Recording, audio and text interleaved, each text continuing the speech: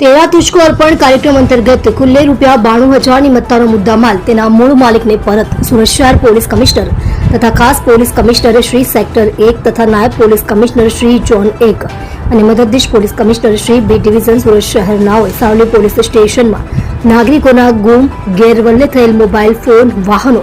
તેના મૂળ માલિકોને પરત કરવા સૂચના આપેલ જે અંતર્ગત તેરા તુઝકો અર્પણ કાર્યક્રમનું આજ રોજ સાવલી પોલીસ સ્ટેશન ખાતે આયોજન કરવામાં આવ્યું હતું। જે કાર્યક્રમમાં સાવલી પોલીસ સ્ટેશન દ્વારા લોકોના ગુમ ગેરવલ્લે થયેલ મોબાઈલ ફોન નંગ 7 જેની કિંમત ₹80,000 તથા